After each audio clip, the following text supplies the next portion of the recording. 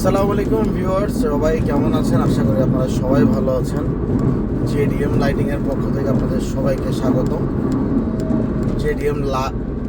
JDM লাইটিংয়ের আলোর ভ্রমণ আপনাদের স্বাগত। আপনারা দেখতে পাচ্ছেন আমি এখন ঢাকা চিটাগং হাইওয়েতে ড্রাইভ করছি রাত্রেবেলায়। সো আলহামদুলিল্লাহ আমার লো বিমে আছে হচ্ছে আমার OEM HID, which is এইটা এখন যেটা চলতেছে, যে এই আলোটা, এটা হচ্ছে আমার HIDর আলো, হেডলাইটের আলো। আর এটা হচ্ছে আমার ফগ লাইটের আলো বা LED laser projection fog light 2 ইঞ্চটা।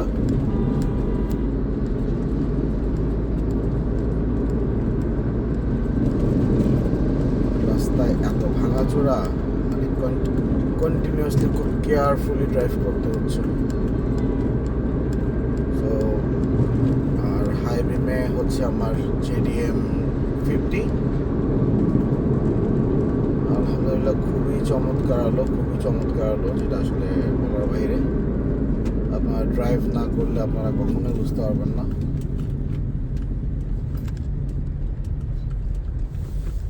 Dhaka Chittagong হাইওয়ের এটা আসলে গভর্নমেন্ট যেই আসুক, এই দেশের আসলে সিস্টেম কখনোই পরিবর্তন হয় না, বিকজ আমরা মানুষরাই তো পরিবর্তন হয় না। গভর্নমেন্ট কি চেঞ্জ করবে? ঢাকা শহরে আমার মনে আছে প্রয়াত আমাদের মেয়র আনিসুল হক, উনি ঢাকা শহরের প্রত্যেকটা জায়গায় ডাস্টবিনের ব্যবস্থা করেছিল। সেই ডাস্টবিনগুলোতে তো মানুষ ময়লা ফেলেই নেই, তার পরিবর্তে 1-1.5 মাসের মধ্যে ডাস্টবিনগুলোই উধাও হয়ে গেছে। ডাস্টবিনগুলো নিয়েই ধরেন ভাঙ্গারি দোকানে নিয়ে গেছে চোরেরা চুরি করে। ঢাকা চিটাগং হাইওয়ের একই অবস্থা। মানে গর্ত, যতক্ষণ পর্যন্ত একটা গর্তের মধ্যে আস্ত ইট না ঢুকবে ততক্ষণ পর্যন্ত রিপেয়ার হবে না। তাও রিপেয়ারের কোয়ালিটিটা কি? আস্ত ইট ঢুকে রিপেয়ার। মানে পিছনে আমি লাস্ট একটা গর্তে পড়ছি, লিটারেলি আমার গাড়ির স্পিড ছিল 60 থেকে 62-3 এরকম স্পিড ছিল। মানে এত জোরে বাড়ি খেয়েছে, লিটারেলি একবারই তো আমার মাথা ব্যথা উঠে গেছে, মাথা ব্যথা করতেছে। লিটারেলি আমার কাছে মনে হয়েছে যে আমার মাথায় এসে হিট করছে। মানে এত বড় গর্ত এবং ডিরেক্ট খাড়া গর্ত, মানে একটা আছে না যে গর্ত বাট একটু আস্তে স্মুথ নিচে হয়েছে, এরকম না, একদম ডিরেক্ট খাড়া গর্ত। ম্যাক্সিমাম এই যে এইগুলো দেখেন, এই যে ছোটো ছোটো গর্তগুলো দেখতেছেন, এগুলো ডেপথ কিন্তু অনেক ডেপথ, প্রায় 4 ইঞ্চি, 5 ইঞ্চি, 6 ইঞ্চির মতো।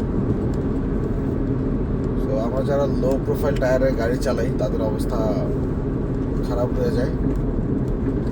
পিছনে দিকে কিছু জায়গা ছিল যেগুলোতে একদম ডিরেক্টলি ইট ঢুকানো, আস্তে আস্তে ইট ঢুকানো, ইট দিয়ে রাখছে, তারপরেও লেভেল হয় না, ইটও নিচে আছে। একটা ইটের পুরুত্ব হয় মনে হয় 4.5 ইঞ্চি, ঠিক আছে? 4.5 ইঞ্চি পুরুত্বের একটা ইট দেওয়ার পরেও ইটটা ডাউনে আছে। তো আমাদের দেশের আসলে প্রধানমন্ত্রী ভালো হয়ে লাভ হবে কি? এরপরে নিচের কে ভালো? কতজন ভালো রাজনীতিবিদ, কতজন ভালো আছে যারা অরিজিনালি দেশের ভালো চায়, যারা অরিজিনালি দেশের মঙ্গল চায়, যারা অরিজিনালি সম্মানের জন্য রাজনীতি করে? এখনকার রাজনীতি মানেই হচ্ছে আমাদের কালচারটা, বিগত কিছু বছরে কালচারটা এমন হয়ে গেছে যে লাইক রাজনীতি মানে টাকা কামানোর হাতিয়ার। আর রাজনীতিতে যা দেখলাম, আমি তো খুব ফ্রন্ট লাইন থেকেই পলিটিক্সের সাথে জড়িত। রাজনীতিতে যা দেখলাম সেটা হচ্ছে কামাইয়ের চেয়েও বদনামটা অনেক বেশি। লিগেলি কোনো একটা কিছু কামালেও সেটা বদনাম হয়ে যায়, যার কারণে আমি এখন পর্যন্ত আজকে প্রায় 2 বছর হলো ইন্টারিম থেকে শুরু করে এই গভর্নমেন্ট পর্যন্ত আমি গভর্নমেন্টের কোনো কিছুতেই ইনভলভ হইনি। আমি আলহামদুলিল্লাহ, আমি আমার বিজনেস নিয়ে আলহামদুলিল্লাহ যা আছি, পেটে ভাতে চলতেছে আলহামদুলিল্লাহ। আহ, আশেপাশে যারা বিভিন্ন ধরনের কন্ট্রাক্টারি করতেছে, ধরেন 20 লাখ টাকার একটা ঠিকাদারি কাজ পাইলো, হোক সেটা রাস্তা রিপেয়ার, হোক সেটা ড্রেন নির্মাণ, হোক সেটা মানে হোয়াট এভার, এটা 20-30 লাখ টাকার একটা কাজ পাইলো। মানুষের মানে দৃষ্টিভঙ্গিটা এমন থাকে যে 20 লাখ টাকার কাজ পাইছে সে,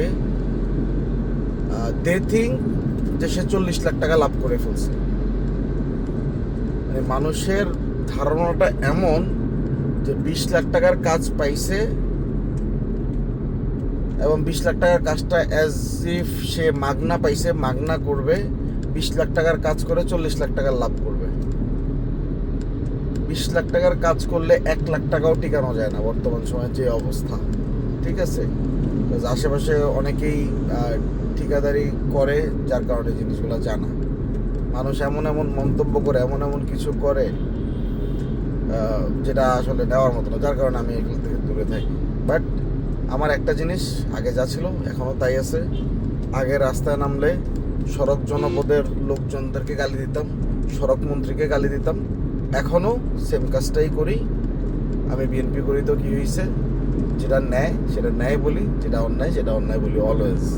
আপনারা যারা আমার ফেসবুকে আছেন তারা বলতে পারবেন আমি কখনোই ন্যায় বলতে পিছপা হই না, সেটা যেটা মানুষ সেটা।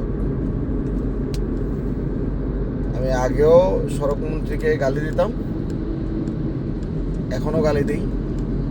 এখন বরঞ্চ আমার মনে হয় 2টা গালি বেশি দিই, কারণ যেহেতু নিজের লোক এই জন্য 2টা গালি বেশি দিই। তো ডেফিনেটলি 5 মান্থে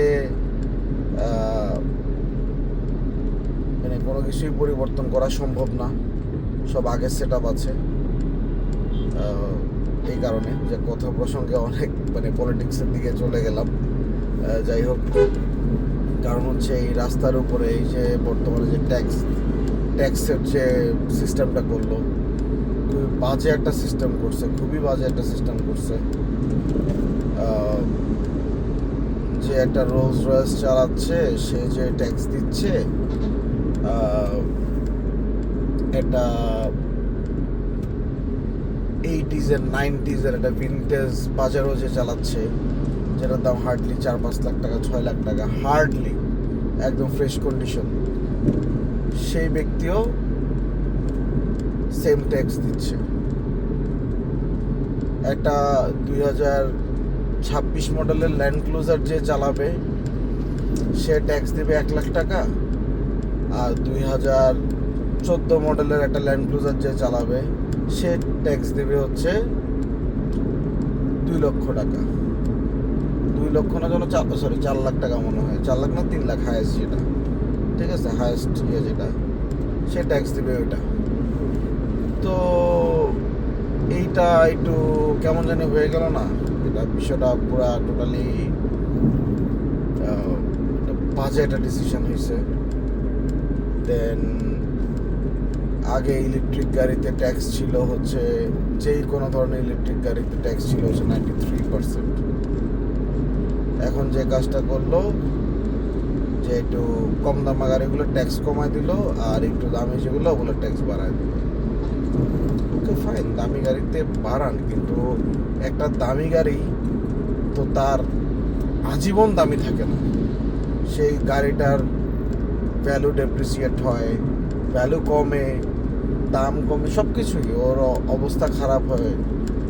তো একটা নতুন গাড়ির যেই ট্যাক্স, একটা 30 বছর 40 বছর পুরাতন গাড়ির সেম ট্যাক্স, বা কিছু কিছু ক্ষেত্রে একটা নতুন গাড়ির চেয়েও বেশি ট্যাক্স, এআইটি যেটা ইনকাম ট্যাক্স, এটা একটু টোটালি অসামঞ্জস্য। আমার মনে হয় গভর্নমেন্টের ডেফিনেটলি এটা একটু ভালো করে খেয়াল করা উচিত, আর না হলে টু বি অনেস্ট জনগণ একটু জিনিসটা বাজেভাবে নিচ্ছে।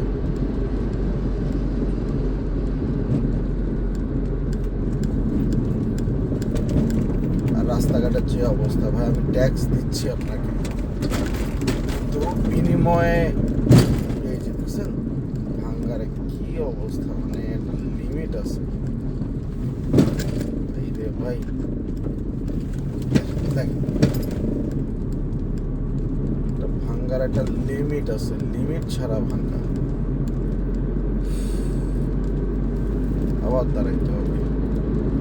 আপনারা তো হয়তো খুব একটা ইয়ে করেনি যে দেখেন আমার ফগ লাইটটা একটু নড়ে গেছে।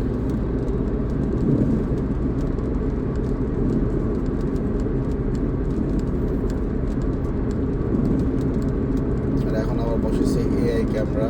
এআই ক্যামেরা ভালো, আপনার ট্রাফিক পুলিশের কাজ নাই, কারো কোনো কাজ নাই, ক্যামেরা কাজ করে ফেলবে।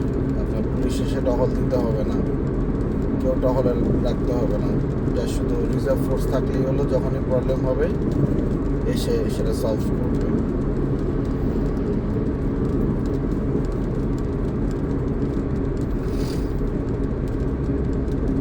আর আপনি এআই ক্যামেরা দিলেন হচ্ছে গাড়ির জন্য, কিন্তু যারা অনিবন্ধিত অটো, সিএনজি, এই যে ঢাকার বাইরে বা মফস্বল শহরের দিকে যত সিএনজি চলে 90%ই আনরেজিস্টার্ড, তারা রেজিস্ট্রেশন করে না। ঠিক আছে, তারা কোনো ধরনের কোনো রেজিস্ট্রেশন করে না, বিভিন্ন লোকজনদেরকে টাকা পয়সা দিয়ে তারা চালায়।